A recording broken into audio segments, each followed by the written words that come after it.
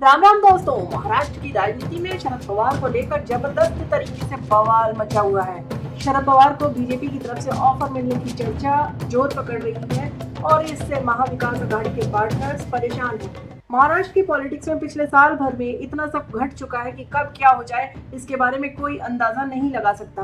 पिछले महीने एनसीपी में टूट हुई और पार्टी का एक धड़ा शिंदे सरकार में शामिल हो गया।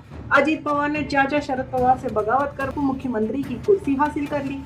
शुरुआती भाषणों में अजीत पवार की तरफ से कटुता भी दिखी, लेकिन फिर दोनों नेताओं के बीच मुलाकातों का सिलसिला शुरू हो गया, जिसके बाद महाविकास अघाड़ी के बाकी दो घटक कांग्रेस और उद्धव खेमे की शिवसेना थोड़े बेचैन दिखे।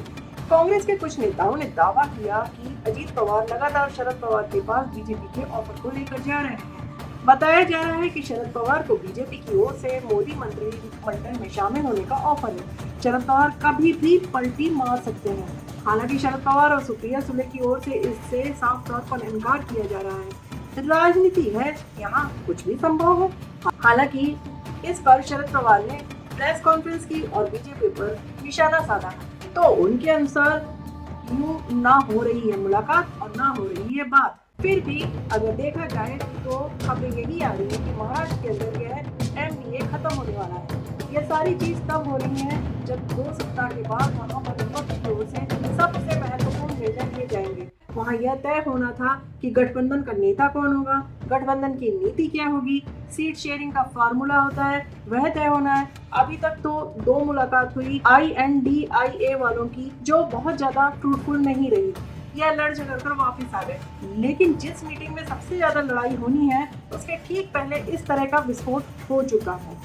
भाई शरद पवार किस तरह से काम कर रहे हैं, इससे पहले शिंदे तो कभी मिलने के लिए उद्धव ठाकरे से नहीं गए और आपकी पार्टी छोड़कर एक व्यक्ति चला गया, आपको बिल्कुल कमजोर कर दिया, लेकिन उसी से आप 4 बार सीक्रेट मीटिंग करते हैं। इस पर कौन भरोसा करेगा। वैसे तो कुछ लोग कह रहे हैं कि रिश्तेदारी है तो फिर बिल्कुल मिलेंगे। तो अगर रिश्तेदारी है फिर घर में मिलना होता है, ना कि होटल के कमरे में या किसी बिजनेसमैन के घर पर। ऐसी मीटिंग थोड़ी ना होती है, वो भी नेताओं के साथ। कौन कह रहा है कि रिश्तेदारी है तो आप नहीं मिलिए, मिलने में कोई दिक्कत नहीं है। लेकिन जब वहाँ से पॉलिटिकल सिग्नल दिए जाते हैं तब तो दिक्कत है। सीक्रेट न्यूज की जब ब्रेकिंग न्यूज चलने लग जाए कि होटल में शरद पवार से मीटिंग हो रही है अजीत पवार की, सीक्रेट रखना है तो सीक्रेट मीटिंग तो कोई भी कर सकता है, पता भी नहीं चलेगा।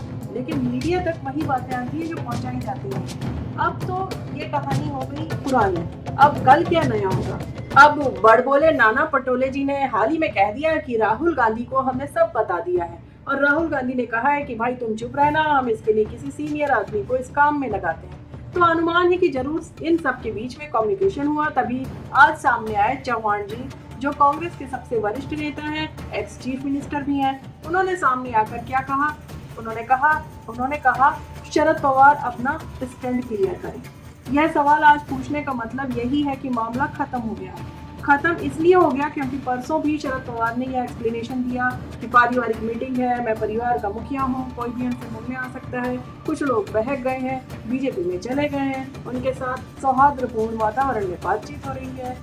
लेकिन ये जो राजनीतिक दुश्मनों के साथ मीटिंगें हो रही हैं, उससे तो भाई ऐसा नहीं लगता कि शरद पवार जी को सौहार्दपूर्ण का मतलब क्या है या मीटिंग का मतलब क्या है, यह पता नहीं। कुछ नेता बीजेपी में चले गए, उधर बातचीत कर रहे हैं। अब शरद पवार अपने राहुल बाबा तो है नहीं, ये है शरद पवार। उनको एक एक शब्द का मतलब मालूम है और यह भी मालूम है कि हम जो कह रहे हैं उसके कहने का क्या रिएक्शन होगा। यही वजह है कि सब उनके इस फैसले से कंफ्यूज्ड हैं, क्योंकि वो कंफ्यूज्ड सिग्नल दे रहे हैं। वो उद्धव ठाकरे और राहुल गांधी दोनों को ही कंफ्यूज कर रहे हैं। इसी के साथ अब राजनीतिक गलियारे में एक थ्योरी चल रही है कि शरद पवार को जो 2 ऑप्शन दिए गए हैं उनके बारे में कांग्रेस चौहान को किसने बताया, जिसको लेकर कांग्रेस बिल्कुल भी कंफ्यूज नहीं है। इसलिए उसने चौहान को आगे करके ऑफिशियली शरद पवार से स्टैंड क्लियर करने के लिए कहा है, जिससे यह माना जा रहा है कि शरद पवार अब INDIA में कुछ नहीं है। तो दोस्तों, इसी तरह की खबरों के लिए देखते रहिए मेरा चैनल राम राम दोस्तों, और मैं देती हूँ यही विराम। वीडियो के अंत तक बने रहने के लिए आपका धन्यवाद। वीडियो को सब्सक्राइब करना, शेयर करना मत भूलिएगा। आपके सहयोग के लिए मैं आपकी तहे दिल से आभारी रहूंगी।